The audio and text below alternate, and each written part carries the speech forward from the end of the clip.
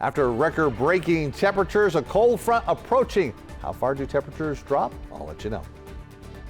Local police agencies are calling the statements of ICE agents into question after they stopped a driver here in Murray last week.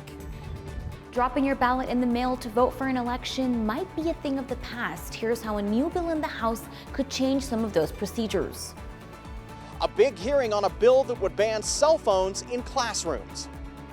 They're our local heroes, and we hope we have many more of them. I'm not lucky, I'm blessed. And Utahns stepped up in the nick of time to help save a man who had a heart attack on a basketball court.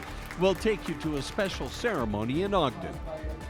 Live from Utah's news leader, Fox 13 News at 9 starts right now.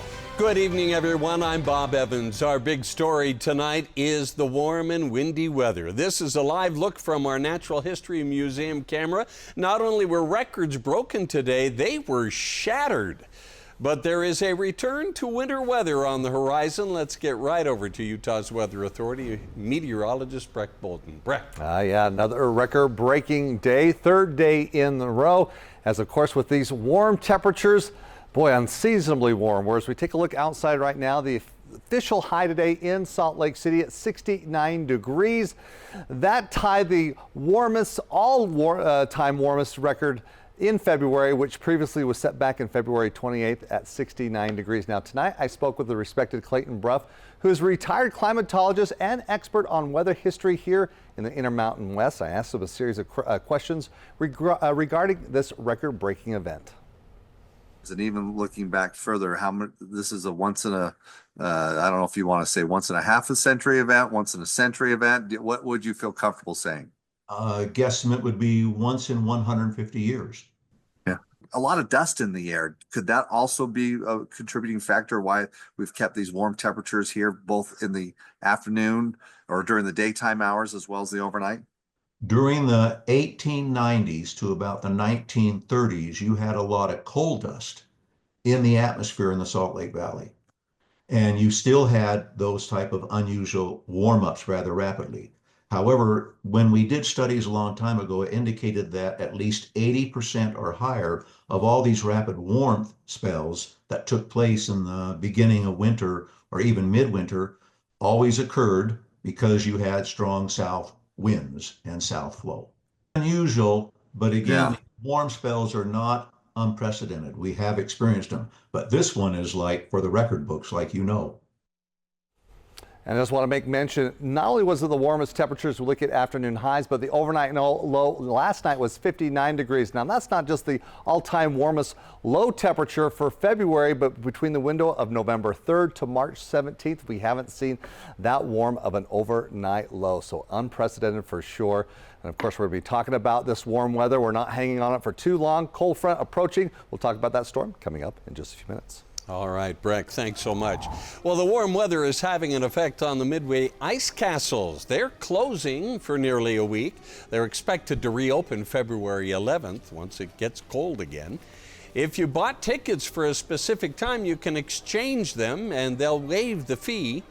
And if you don't exchange before Friday, you will be automatically refunded the ticket price plus sales tax. Now, just because there isn't any snow to plow right now, UDOT says its crews have stayed busy. They're sweeping, removing trash, repairing fences, and removing graffiti. The Salt Lake Metro Maintenance Shed filled 78 potholes on I-80 and I-15 in one night this week. There's a lot of other activities that we're responsible for in order to maintain the roads and make sure people are getting to where they're going safely. UDOT says it's actually easier to do it right now instead of during the heat of summer. We have an update to the breaking news we had last night on Fox 13 News at 9. The Rich County Sheriff's Office has identified the snowmobiler killed in an avalanche near Monte Cristo Peak near Huntsville. He was 37-year-old Scott Wright from Evanston, Wyoming. Dave Sparks' heavy rescue team was one of the several agencies that responded yesterday. He tells Fox 13 News this recovery was logistically challenging in such a remote location, adding he's never done an avalanche recovery quite like this one. It got to the point where I was worried that we were going to run out of daylight because when you're in the mountains in the backcountry with a helicopter, you don't want to be flying around in the dark. So it was a race against not only time for finding the victim, but also time to make sure we could get people in and out of there safely. Sparks says he's never seen so many agencies respond so quickly, and everyone worked in unison to find Wright. This is the third avalanche death this season in Utah. Now, we asked the experts what makes an area more prone to avalanches. Tyson Bradley of Utah Mountain Adventures says steeper slopes and the shady side of the compass can be more risky. If a lot of snow has fallen recently, you could still trigger the avalanche even if you're just hiking or traveling along a creek not too far from a trailhead. If you're in an area you don't feel good about it, I think it's just best to follow that gut instinct, or if you see things that don't look right, to stay away from it.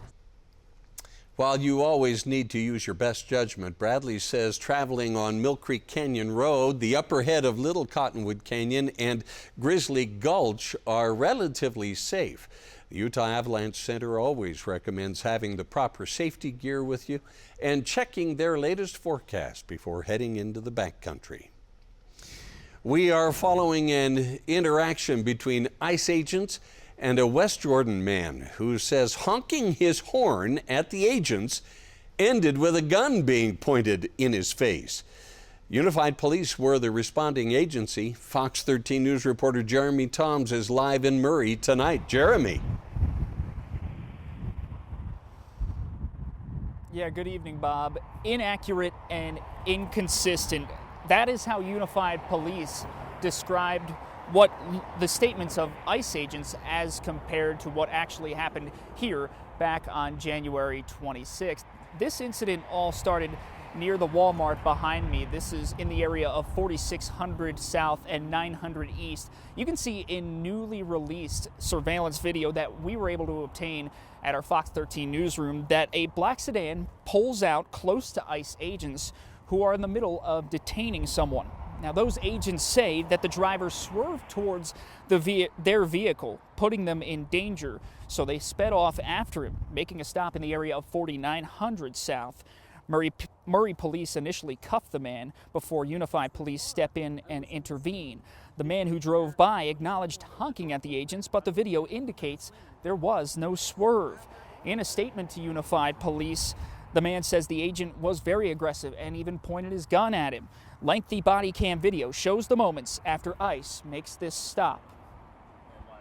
The time I passed their car, I was in this lane. They were here with someone with the door open. I wasn't gonna come in this lane and slam their door open. Don't worry about it, man. It's not that big as far as traffic stuff, but the experience is bullshit. UPD ultimately cited the man for failing to yield to an emergency vehicle, but that citation was dismissed after they reviewed the footage that we have just shown you. UPD also notes that their command staff reached out to ICE officials to express their concerns on over exactly how this all played out back on January 26th. Live in Mill Creek, I'm Jeremy Toms, Fox 13 News, Utah. Jeremy, thank you. A young student was taken to the hospital today after being stabbed at T.H. Bell Junior High School in South Ogden. Police responded to a call about a fight involving 4 students. When they arrived, they found a boy had been stabbed in the stomach with a knife. Tara Guinea says she is relieved her 7th grade son was late to school today.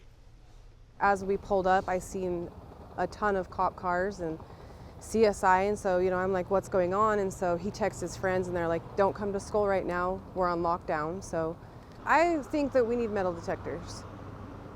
I absolutely think that the schools, especially the junior highs and high schools. We're told the boy who was stabbed is recovering. Police say the 4 students were taken to the Weber County Sheriff's Office for further investigation. Let's take a live look at Legacy Parkway near Centerville, where traffic has been a mess for hours after a semi-truck rolled.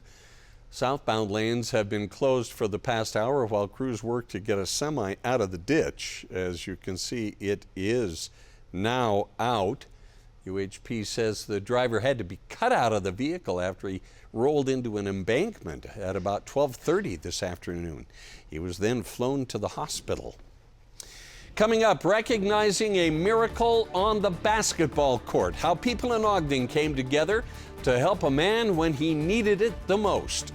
Plus, cell phones in the classroom. Utah lawmakers look at a bill that would restrict them in schools, but is it an outright ban? We'll be right back.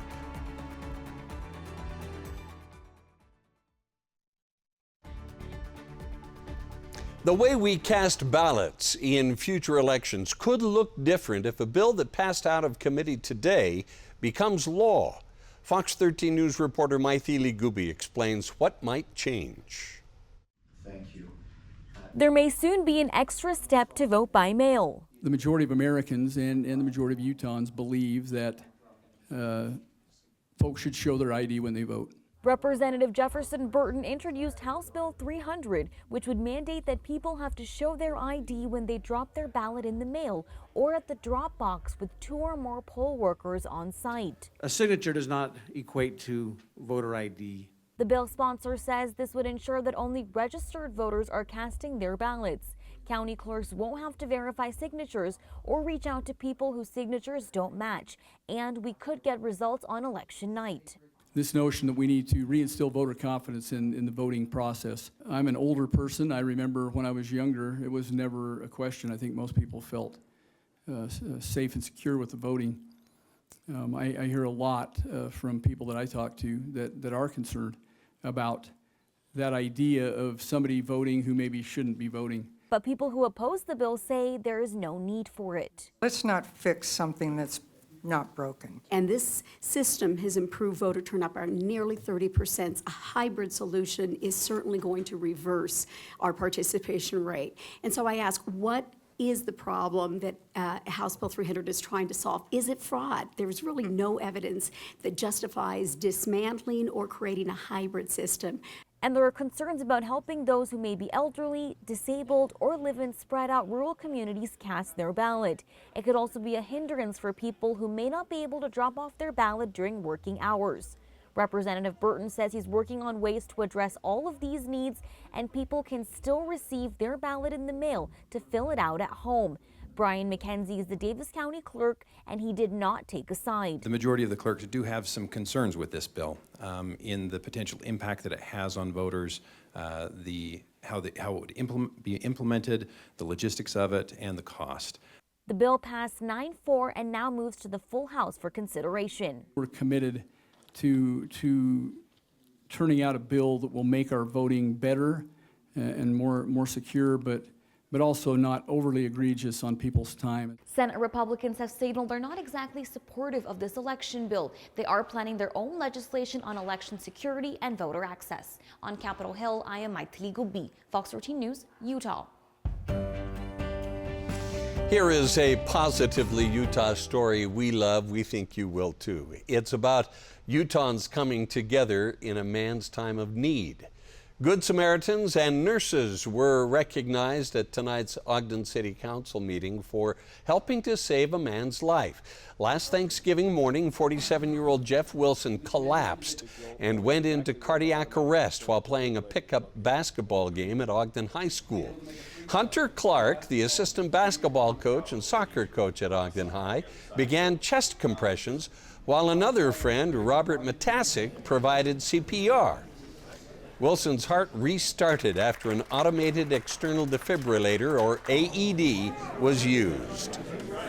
It took a collective effort of everyone that was there that day to support each other, do what we knew that we could do to help give him a chance. And it was truly a miracle to be a part of that. It's kind of a scary situation to think about if we weren't at the school and we didn't have that AED available. We weren't with a group of friends that knew kind of how to respond in that situation, that the outcome could have been completely different. He had almost 100% occlusion of what they call his left anterior descending artery. They commonly refer it to as the widowmaker, which many people don't survive that. Jeff Wilson says he's spent the past 2 months in cardiac rehab. He's at the point now where he ran 4 miles this morning. Mountain Star Medical Ogden Regional Medical Center, absolutely amazing. From my 2 days is all I spent in the hospital, but the cardiac rehab that I've been going through gives me the confidence to get back up, keep going. Wilson also wants to stress the importance of men going to the doctor for regular checkups, as well as having AEDs everywhere so people can use them at a moment's notice to save a life, just like his life was saved. I tell you what, Breck, sometimes we men just get a little stubborn when it comes to our health, and sometimes it can reach up and bite us. It can. I had a little issue back in September with a little bit of a minor heart attack. So yeah, we are so grateful that you that it was minor. Yeah, I know. Yeah, good recovery, something to be mindful of. Of course, watching our health here. Well, what we're watching today, though, here from the weather department, of course, are these warmer temperatures where, as we told you, the record high today, 69 degrees, smashing the record. This is the all-time warmest high temperature for the month of February, but with the overnight low, 59 degrees, that's also a record, and it not only broke the record for February, but as we look from November 3rd to March 17th, we haven't seen that warm of an overnight low. So this is just unseasonably warm, almost unprecedented. And of course, we broke several records here across the state. Kanab, Manti, Provo, Spanish Fork, where temperatures today getting up into the mid to upper 60s, even 70s for highs today in in St. George at 76, 65 in Cedar City. We did make it up into the 70s towards Moab. St. George at 76. We're approaching 80 degrees. Strange here for the month of February. Right now outside, we're at 62 degrees. Still strong flow out of the south, sustained winds anywhere between 15 to 25 miles per hour. Winds have been an issue. One of the reasons why we're having these warm temperatures, as we mentioned earlier in the newscast, that south flow, having some clouds in place, but also the dust also trapping in that warm air, where you can see Box Elder, Tooele County, as we look right now, orange concern level, unhealthy for sensitive groups due to the dust. Now, for a moment throughout the afternoon, we were in the red category there for Tooele County. Winds still strong here along the Wasatch Front, turning towards western Utah, where still west central towards southwestern Utah. Wind advisory will be in effect until tomorrow at 11 a.m. So overnight we could be seeing those and hearing those winds howling here across northern and western Utah. Now, the next storm system coming through with the cold front hitting tomorrow. It'll bring some mountain snow. Not a lot for most locations, an inch or less. You can see maybe over towards the western Uinta Mountains and extreme northern Utah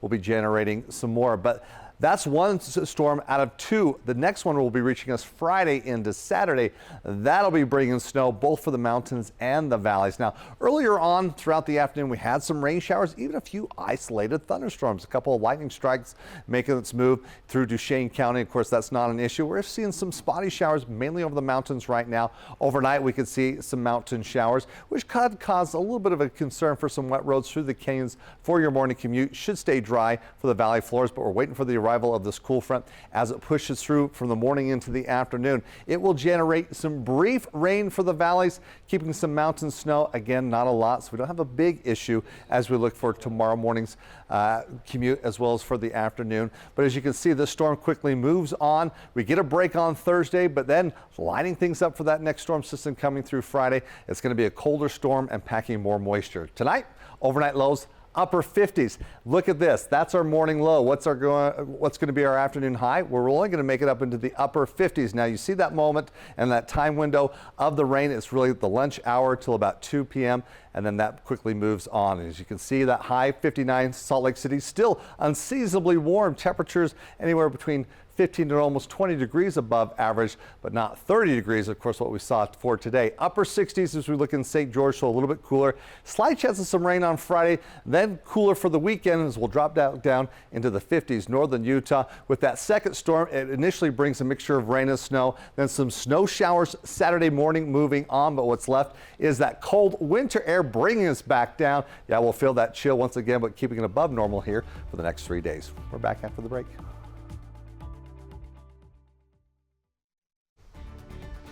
A bill to restrict student cell phone use in schools is moving forward in the legislature. It would require students to disconnect while in class. Fox 13 News political reporter Ben Winslow explains.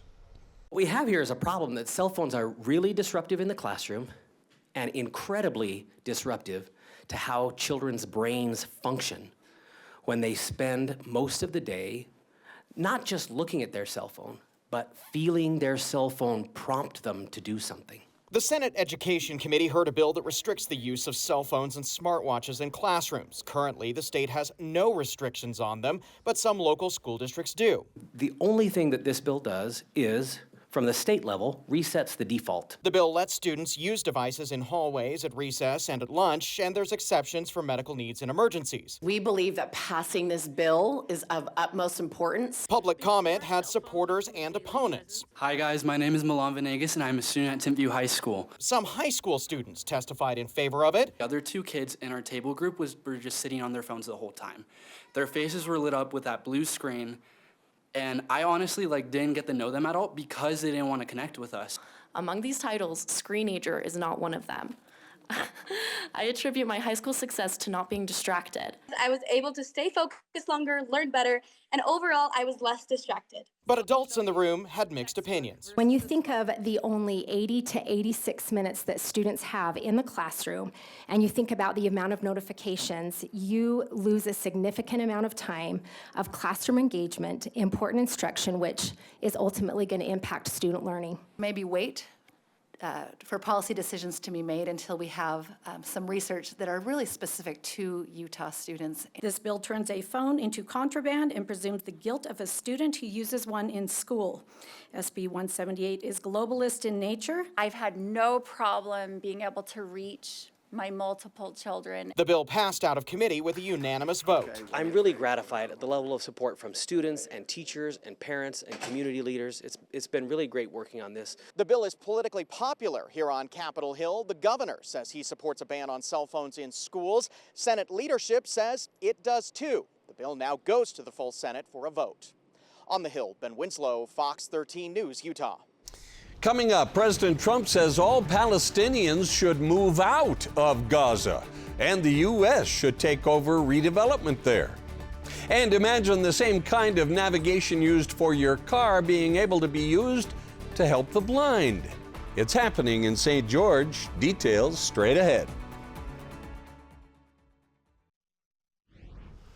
We just noticed this on the feed, and we got to show you. This is a live look from Hawaii. This is the Big Island in Hawaii. The Kilauea volcano is erupting right now. You're watching this live. There is as you can see, a lot of lava flowing from this volcano. This happens fairly regularly. I mean, this is an active volcano, and of course, as you can see, it is quite a sight. Mother Nature and her beauty. The Associated Press reports there is no threat to homes or infrastructure because this is happening within a closed area of Hawaii Volcanoes National Park. Again, a live look at the Kilauea volcano and all that lava flowing from that beautiful mountain down toward the sea on the Big Island of Hawaii. We're going to keep our eye on this and maybe come back and show you a little bit more later in the newscast. President Trump welcomed the first world leader in his second term today when Israeli Prime Minister Benjamin Netanyahu came to the White House. The two discussed the future of the Hamas ceasefire, more hostages released, and whether Gaza can be rebuilt. In a news conference this evening, President Trump said he wants the U.S. to take long-term ownership of the Gaza Strip, saying the war-torn territory could become the Riviera of the Middle East. To do that, the president says he wants all Palestinians to leave Gaza.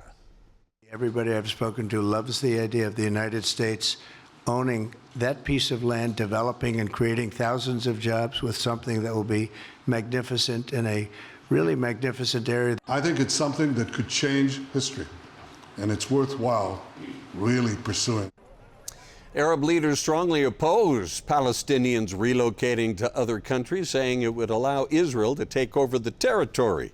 Jordan and Egypt have repeatedly rejected Mr. Trump's plan to relocate Palestinians to their countries. Pam Bondi has been confirmed as the U.S. Attorney General. The former Florida Attorney General's nomination passed with a vote of 54 to 46, almost entirely along party lines in the Senate. There you can see Utah Senator John Curtis sitting on the dais. Pennsylvania Senator John Fetterman was the only Democrat to vote yes for Bondi. She is a former corporate lobbyist and is expected to oversee a reshaping of the Justice Department following repeated criminal cases brought against President Trump by the FBI. Her confirmation vote comes hours after FBI agents sued the DOJ over efforts to create a list of employees involved in the January 6th prosecutions. The nomination of Robert F. Kennedy Jr. as Secretary of Health and Human Services passed out of committee today and is headed for a full vote in the Senate. But as his nomination moves forward, some Utah healthcare leaders are concerned, while others say the questions RFK Jr. brings forward are healthy. Marie Evans chairs the Northern Utah Immunization Coalition. She tells Fox 13 News anchor Amy Ney that RFK Jr.'s previous stances on vaccinations are dangerous and have spread unnecessary fear. Even during the confirmation hearings, he wasn't willing to totally disavow some of the anti-vaccine views that he shared. I don't necessarily feel like he's anti-vaccine. To me, whether it's pharmaceutical companies or agriculture or anything like that, it just seems like he's more accountability oriented. Rachel Jensen, who you just heard from, is a registered nurse in central Utah. She acknowledges diseases have been eradicated by vaccines, but also gives weight to a family's right to choose, and says that's something she had to always balance while working in the public school system. The first 100 days of President Trump's second term in office is proving to be very eventful. Fox 13 News is here every step of the way with updates on air and online at fox13now.com. It's the first Tuesday in February, meaning you and I are going to go on a trip for this month's Max Tracks after the break.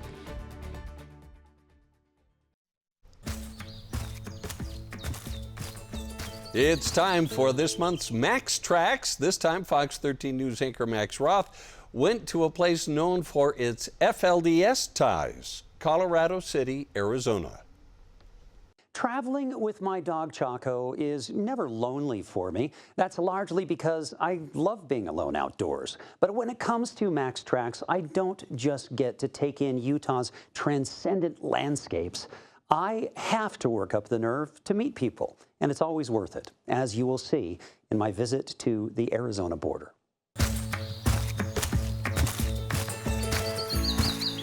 Just over the ridge from Zion, on this scenic backcountry byway, is Apple Valley, where Chaco and I stayed in an inexpensive bunkhouse at Gooseberry Lodges. Each morning, the sun crept over the distant spires of Zion Canyon, while we played the greatest game known to Labrador retrievers, fetch. I never found myself in Hilldale or Colorado City, the twin towns straddling the Utah-Arizona line. First impression? You know it's different when you see how these towns were designed to give the highway a cold shoulder. Think about small towns in rural Utah. You drive through Moab or Torrey or Bluff or Vernal or Logan for that matter. The highway is also Main Street. They want visitors and they really want visitor dollars. But it was a reclusive religious sect that built Hilldale, Utah and Colorado City, Arizona. Highway 59 is a gold mine. It's the envy of remote communities. It connects Zion and Bryce Canyon to the Grand Canyon. And among America's national parks, the Grand Canyon and Zion are the second and third most visited. Turning into Colorado City, it's not obvious where the businesses even are, though the place is clearly changing, with new construction around every corner. Modern apartments next to sprawling homes and cinder block walls built for the polygamous families of the Fundamentalist Church of Jesus Christ of Latter-day Saints, the FLDS. As Chaco and I meandered looking for the town square, I thought about our reporting on the young women forced to marry in their early to mid-teens. The FLDS Church's influence waned as the man they called prophet, Warren Jeffs, was convicted of sexually assaulting a 15-year-old girl.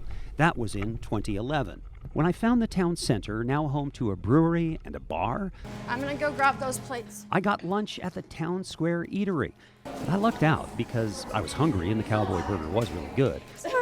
But more because I ran into Kristen Reese, who embodies the community's transition. I was born like right over that way by those apartments, Yeah. like kind of across the street, in the FLDS religion Yeah. that used to be here. It's not really here that much anymore. She's 23 years old, and she just returned to the town her family fled when she was 10. My mom had like spent like a few years, I guess, wanting to leave. Yeah. And then she left. So then after she left, my dad, he also left afterwards because he wanted to go find her. He wanted to be like a family again. Yeah. But like to the church, they considered us like stolen. Her memories reveal a world of courage and love in the face of trauma and loss. So when I met you, I thought, oh, no, she's clearly from somewhere else and just decided to move here. She probably just loves the beauty of the area and that sort of Well, thing. I do. Yeah. But a lot of people say that, surprisingly, I feel. I think maybe because I left for like a while. Yeah. I don't know. But I also just try to be a more joyful person in general. Yeah. And like Is welcoming. is that hard, or is that just who you are? No, I would say it's just who I am. Yeah. I think it would be hard to be like angry. Kristen became a traveler, visiting every state but Alaska and Hawaii so far, and living in Orlando before moving back here. You're still in touch with your parents then? Yeah, my mom lives like right across the street still. Uh-huh. And then my dad lives in Salt Lake. Her parents made heart-wrenching decisions with messy consequences, but the path let Kristen become the resilient, independent woman she is. But I think because I was like younger and I've also had like years of therapy, so I think it's kind of helped me not really hold on to any of that. Leaving Kristen, Chaco reminded me I owed him for waiting patiently in the truck. We played fetch in the other place I wanted to see because you don't forget some stories. At Cottonwood Park in September of 2015, a flash flood swept away a van with 3 women and 10 children inside. The FLDS families just spending a day in the park. A reporter's memories can be a map of sad events, but they're usually overlaid by positive experiences in the same locations. Here I am, gonna go down, gonna give it a try. I wanted to add a positive about Cottonwood Park to my memories. Here we go. Whoa! Whoa, that's fast! Whoa! 2 families helped me out on the longest park slide I've ever seen. Go, Livy, go! Is it scary to go down there? No, not at all? Yes, this was the scene of a disaster, but the park itself testifies to the humanity of people easy to caricature. You only build a giant slide, playgrounds, sports courts, and fields because you want your children, your neighbors, and your neighbors' children to have fun. How was it? And now it welcomes families regardless of their religious background. Good job. These folks are from Duck Creek, an hour or 2 north. My family was 4 hours north, all but Chaco, who tolerated my guitar playing. Southern Utah. Knowing we'd explore a little more before the long drive. One of the reasons that I had not been to the twin towns known collectively as Short Creek is that 2 of the best reporters on the subject of polygamy work with me right here at Fox 13. So if you find yourself curious, just search for articles by Ben Winslow and Nate Carlisle. They are great at what they do. And by the way, the setting for these towns is stunning. It's worth the visit. In studio, Max Roth, Fox 13 News, Utah. Well, as we go to break, let's take a look at your current temperatures. We're in Salt Lake City here at 62 degrees. Now, the previous record for today was 60 for your afternoon high. We're even warmer than that at this time of the evening. It's going to be another warm evening, but then a drop in temperatures for tomorrow. We've got 2 storms to talk about. We'll mention those as we look at your 7-day forecast after the break. The schedules are out for the Utah and BYU football teams. I'll tell you when they'll square off coming up in sports. And look who's back for the Utah Hockey Club. Dylan Gunther, back to his scoring ways. Was it good enough to beat the Flyers? The highlights are on the way. A St. George resident who is blind has become the beta tester for a smart cane that provides audible navigation through a phone app. Tyson Lovell, who recently graduated from Utah Tech University, became involved in the development of the HearSee cane after an inadvertent meeting with HearSee President James Broomfield at the corner of Sunset and Valley View in St. George. I crossed the intersection and tripped and dropped my cane. James happened to be driving by and saw me just get up and keep walking, so he stopped me at the next parking lot. Lovell tests the cane by strolling through the Utah Arts Academy with the help of RFID tags. The cane is set to go into production later this year.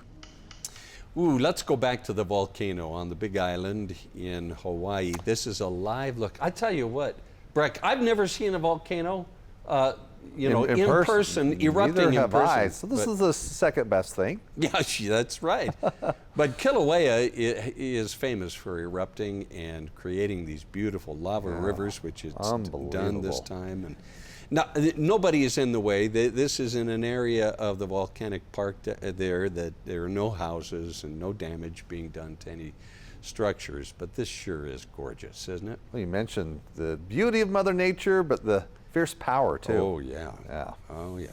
Well, Mother Nature for us, of course, these warm temperatures that we've been seeing here across the state.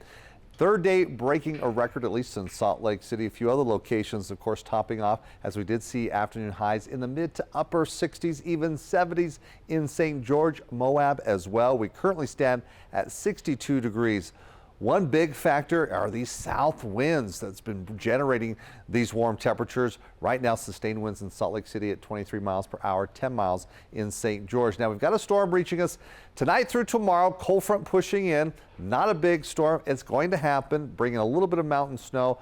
Temperatures remain above average. We will be cooling off, though, as we go from 60s back down into the 50s.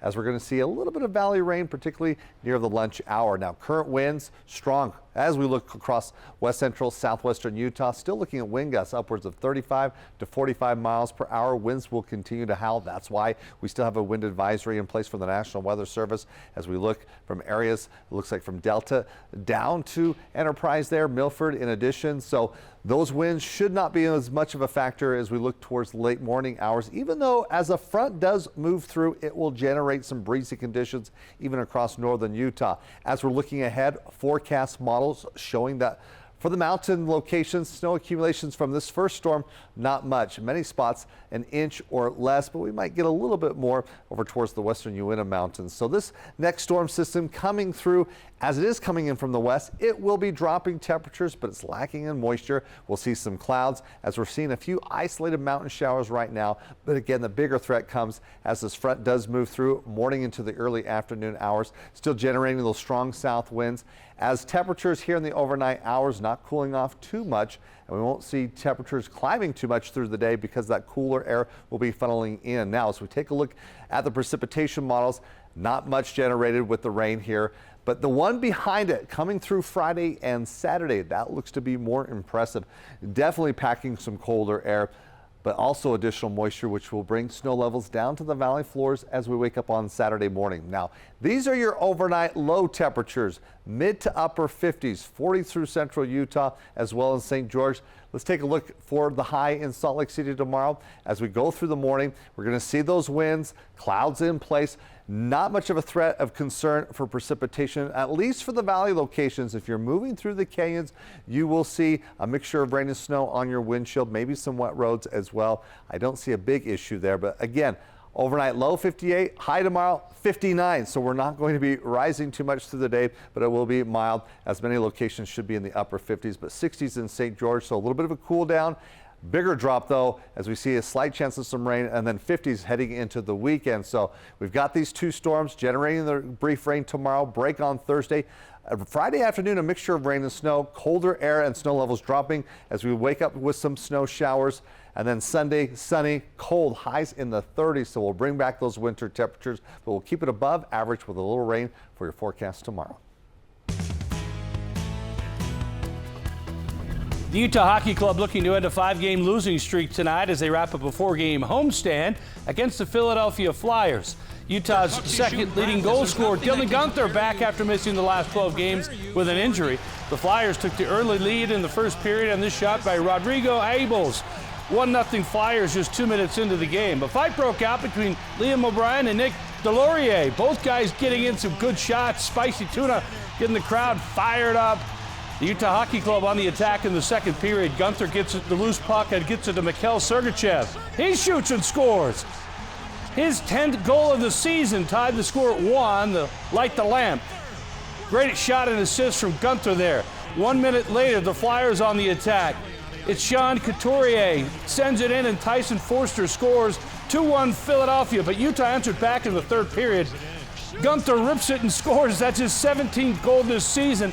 It tied the score at 2. Great to see him back. This game is tied at 2 and in overtime.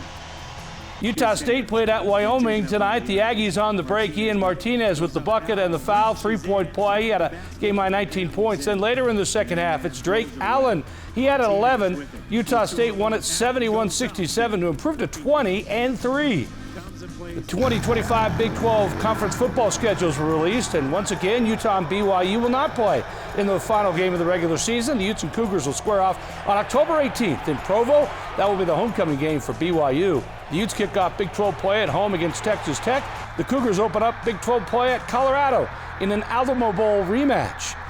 The Utah Jazz nearly made it 2 wins in a row last night after beating the Magic on Saturday. They built a 15-point lead against the Pacers, but Indiana pulled ahead late to win it by 1 point in a game where head coach Will Hardy says effort was the key factor. Biggest part is when we get to the last, 5 minutes of a close game, I don't care what's happened before this. I don't care about your stats. I don't care about your feelings, because at the end of the game, we don't have time for anybody's feelings. It's just, we're here. We've done the hard work to put ourselves in position to have a chance to win the game. And now it all goes out the window, and it's about executing as a team, but more than that, it's about competing on every play. That's the biggest theme. The margins between winning and losing are really thin. And I love that our group is getting to feel this, because there's nights where when you lose by 25, the agony isn't the same. We have a score update from Provo. BYU basketball leading Arizona 37-36 just before the first half. Arizona's ranked 20th, so it could be a good win for the Cougars. All right, go Cougars. Yeah. Thanks so much, Jeff. We'll be right back. Quick update. Dylan Guenther scored on overtime. The second goal of the game. Yes. Utah won it 3-2. All right, there we go. Yeah. All right, Quick Cast is up next. Don't go away.